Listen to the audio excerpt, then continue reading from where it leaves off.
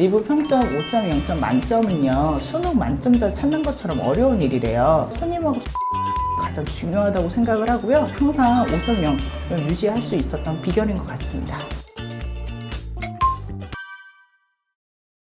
장사를 한 지 지금 9년 정도 됐는데 제가 놓치지 않는 것이 바로 그거예요. 리뷰 평점 5.0점 만점은요, 수능 만점자 찾는 것처럼 어려운 일이래요. 저는 손님하고 유일하게 소통할 수 있는 방법이 리뷰와 그리고 댓글밖에 없다고 생각을 했어요. 직접 오시는 분들은 우리 가게가 어떻게 생겼는지, 누가 만드는지 얼굴을 보고 믿고 드실 수가 있는데, 그냥 어플로만 시키시는 분들은 이 가게가 어디에 있는지, 사장이 누군지, 그 가게가 청결한지 그런 부분을 알 수가 없어요. 그래서 저는 사장님 한마디를 통해서 저의 사진도 올리고 음식 만드는 과정도 올리고 가게 인테리어도 보여드리고도 했어요. 그러면서 손님들하고 인사를 나누기 시작을 했는데요, 자주 보다 보니까 이름도 알게 되고, 그리고 서로 닉네임을 불러가면서 문자도 주고받고 하면서 서로 친절한 이웃이 되어졌거든요. 그러다 보니 서로 리뷰에 대한 답글도 기다리게 되고, 그리고 손님이 졸업을 하고 그리고 취직을 하고 군대를 가고 하면서도 다시 또 찾아주는 단골 손님도 생기기도 했어요. 이런 리뷰를 통해서 손님하고 소통하는 거는 가장 중요하다고 생각을 하고요. 그래서 항상 5.0을 유지할 수 있었던 비결인 것 같습니다. 네, 제가 했던 노하우 3가지를 먼저 말씀을 드리면요. 첫 번째로는 이름을 불러준다. 서로 이름을 기억하고 있다는 것만으로도 친밀감을 형성을 할 수 있는데 도움이 되거든요. 그래서 배달의민족 리뷰를 보면 항상 누구누구 님이라고 이름 써 있을 거예요. 그래서 한 번 더 불러주는 거고요. 두 번째로는 메뉴명을 같이 꼭 써주는 겁니다. 그리고 손님 말씀하신 거를 한 번 더 복창을 하는 거예요. 저 오늘 떡볶이를 먹어서 맛있었어요. 아니면 어떤 메뉴를 먹어서 맛있었어요. 라고 손님의 이야기가 써 있으면 그 메뉴명과 함께 손님이 한 이야기를 복창을 하는 겁니다. 이게 복창을 한다는 의미가요, 저도 잘 이해를 했고 손님 이야기를 잘 듣고 있습니다 라는 뜻이거든요. 그리고 혹시라도 그런 리뷰 댓글 중에 안 좋은 글 달릴 때도 있어요. 그럴 때는 같이 감정적으로 응대하지 말고, 내가 이 부분에 대해서 일어나게 된 핑계보다는 이렇게 개선하겠다 라는 의지를 보여주는 게 가장 좋습니다. 이 방법은 리뷰 댓글 뿐만 아니라 아마 단톡이나 여러분 인스타나 네이버 같은 데 댓글 다실 때에도 도움이 많이 되실 거예요. 첫 번째로는 이름을 같이 불러준다. 두 번째는 복창한다. 그리고 세 번째는 개선할 의지를 보여준다. 이것 또한 장사를 하시는데 큰 도움이 되셨으면 좋겠습니다. 네, 맞아요. 저도 어쩌다가 보면 1점, 별점 테러 맞을 때가 있었거든요. 그런데 순간적으로는 저도 사람인지라 같이 댓글로 싸우고 싶을 때가 있어요. 그런데 그 댓글을 그 손님만 보는 게 아니라 다른 앞으로 시켜야 하실 고객님들도 보는 거기 때문에 감정적으로 같이 싸우지는 않습니다. 혹시라도 바로 반응하지 마시고 한두 시간 있다가, 그래, 그럴 수 있어. 모든 사람이 다 내 입맛 같지는 않을 수 있지. 그리고 이 사람도 혹시 오늘 힘들어서 이런 이야기를 한 건 아닐까 하는 그런 이유를 자꾸 찾기 시작을 했어요. 그리고 혹시라도 그런 분이 있다면 고객 연락처를 찾아서 다시 한번 응대를 해서 환불을 해주거나 다시 제안을 할 수 있는 내용이 있으면 개선할 의지를 보여주는 게 가장 좋아요. 그렇게 해서 해결이 된다면 충성 고객은 내 의견에 경청을 해줬기 때문에 앞으로 충성 고객으로 바뀌는 경우도 있거든요. 첫 번째로는 감정을 같이 싸우면 안 된다. 그리고 개선을 하되 그 부분에 대해서는 손님과 충분히 소통을 하는 마음으로 해야 한다라고 알려드리고 싶어요.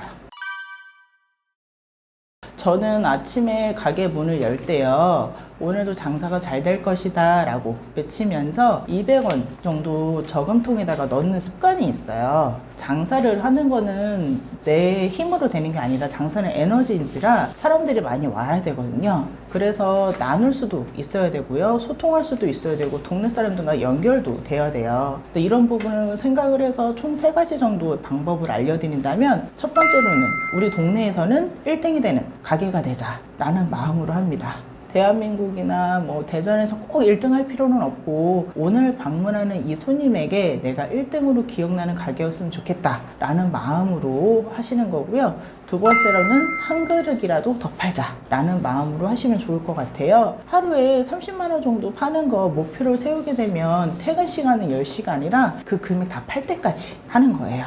그렇게 하지 않고 퇴근 시간만 기다리게 되면 손님이 들어오는 문소리가 그렇게 반갑지가 않았거든요. 근데 내가 한 그릇이라도 더 팔아야겠다 라고 생각하니까 손님의 문소리가 반갑게 느껴지기 시작했어요. 그 금액을 채우기 위해서는요, 3,000원짜리, 5,000원짜리 이런 포장 손님들도 다 반갑게 느껴져야 돼요. 어떤 사장님들은 큰 거 많이 사가시는 손님만 좋아하시는 경우 있더라고요. 근데 그게 아니라 5,000원짜리 손님이 맛을 보고 좋아야지 다음에 또 10,000원, 20,000원짜리를 사러 오는 거거든요. 그래서 작은 것도 그렇게 사러 오시는 분한테는 항상 마음을 써서 드렸으면 좋겠고요. 그리고 세 번째로는 한 사람이라도 만족을 시키자라는 마음이 있습니다. 우리가 입맛이 다 다르기 때문에 100명을 다 만족시킬 수는 없어요. 그 중에 한 사람이라도 만족을 시킬 수 있다면 그분 핸드폰 번호에는 한 200명 정도의 친한 친구가 있대요. 그래서 그분이 맛있고 좋은 곳이라고 소문을 내주면 그 3명이 9명이 되고 9명이 다시 또 27명이 돼서 많은 사람들이 데려올 거라는 걸 전 알고 있기 때문에 한 사람이라도 만족을 시킬 수 있는 가게가 되고자 합니다. 네. 저는 선왕 영양역 가게 대전 대표를 맡고 있는데요. 이 선왕 영양역 가게는 홍대의 진짜 파스타라는 가게에서부터 시작이 됐어요. 결식아동을 위해서 나라에서 주는 카드가 있는데 그 카드를 가지고 오면 무료로 음식을 내어주는 사장님들의 자발적인 단체입니다. 저도 사실은 예전에 남동생이 심장수술을 해야 돼서 불이후 성금을 받은 적이 있었던 가정이에요. 그래서 그 10,000원이라도 그리고 한 그릇이라도 나누는 고마움을 저도 알기 때문에 한 번은 나도 나누면서 살겠다라는 생각을 많이 했었어요. 근데 성공하면 나눠야지 라는 마음에 항상 미뤄두고 있다가 제가 정말로 힘든 시기가 오니까 나는 정말 내가 행복하기 위해서는 나중이 아니라 지금 한 개라도 나눠야겠다는 생각이 들더라고요. 그때 나는 지금 통장에 돈도 없고 압류가 돼서 10,000원도 줄 수가 없는데 할 수 있는 게 뭐가 있을까? 라고 생각을 했더니 제가 떡볶이가 있더라고요. 그래서 떡볶이 한 그릇이라도 나누자 라는 마음으로 그 단체에 가입을 해서 저도 같이 활동을 하게 되었는데요. 주변에 결식아동들이 있으면 그 아이들을 위해서 떡볶이 한 그릇을 나누기 시작을 했을 때 나의 행복도 다시 채워지기 시작을 했어요. 남들은 그러더라고요. 그렇게 힘든 와중에 어떻게 그렇게 할 수 있냐고. 근데 그걸 할 수 있었던 거는 냉장고가 비워져도 친구들을 그렇게 해주면 밥솥처럼 마음은 따뜻해지더라고요. 그래서 저의 이 이야기를 전해들은 주변에 있는 사람들이 같이 도와주겠다라고 해서 사장님들과 그리고 10,000원씩 기부하는 그런 부분도 하게 되었는데요. 저 혼자서 한 달에 10,000원이라도 한번 기부를 해보고 싶었어요. 근데 혼자 하면 10,000원이지만 여러 명이 모이면 100,000원이 될 수 있고 100,000원이 될 수 있잖아요. 그래서 제가 주변에 있는 사람들에게 제가 글을 쓰는 방법이나 서평 쓰는 방법을 알려주고 그 10,000원씩 나한테 주지 말고 기부를 해줘라 라고 얘기를 했죠. 그래서 그 10,000원씩 모여서 많은 사람들이 같이 기부를 하게 되었습니다. 저는 좋은 일이 있으면요, 저 혼자만 알고 있진 않고 이렇게 소문을 내는 편이에요. 오른손이 한 일을 왼손은 모르게 하라고 하잖아요. 근데 저는 오른손이 한 일을 왼손도 알게 하고 그리고 언니 손도 알게 하는 사람입니다. 학생들이 주로 많이 오거든요. 그 학생들이 다른 가게에 가가지고 그 카드를 내밀었을 때 오히려 반대로 차별을 받았던 적이 있었대요. 그래서 저희에게는 한번 보여주면 제가 그 학생 얼굴을 아니까 다음부터는 안 보여줘도 된다. 그리고 누나하고 같이 카드가 2개라고 하더라고요. 그래서 그럼 누나하고 같이 와라 라고 해서 내어준 적이 있었어요. 그리고 또 한 친구는 근처에 사는 빌라에 사는 친구가 어느 날은 자기네 집에 불이 났다고 갑자기 뛰어온 적이 있었어요.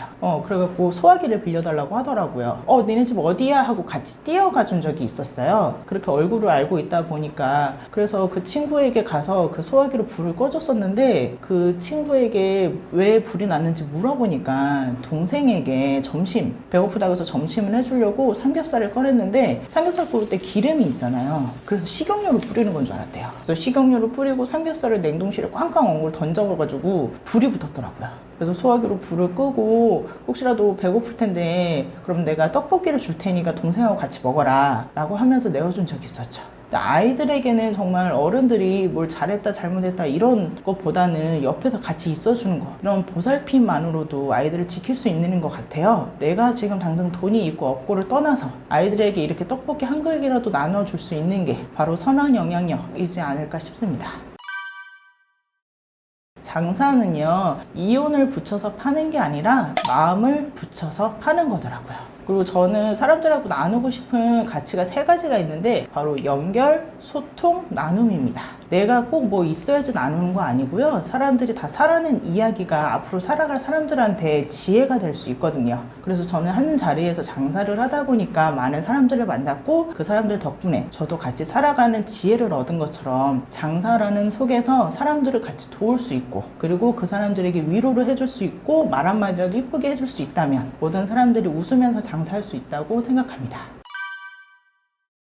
아마도 그 떡볶이라는 이야기가 제 얘기뿐만 아니라 다 뭐든지 파시는 이야기가 담겨져 있을 거예요. 자기가 한자리에서 이겨낸 그 이야기가 앞으로 살아가는 사람들에게 도움을 줄 수 있는 인생의 길라잡이 같은 역경이 있었을 겁니다. 근데 그런 역경도요, 다시 되짚어 보면 역전을 할 수 있는 기회가 되더라고요. 그래서 배우는 자세로 한번 보신다면 나의 오늘 시련이 결코 시련만은 아니었고 역경을 다시 한번 도전할 수 있는, 역전할 수 있는 기회가 되실 수 있을 겁니다. 항상 배우는 자세로 보신다면 다시 한번 새로운 문을 여실 수 있을 거라고 생각이 들어요.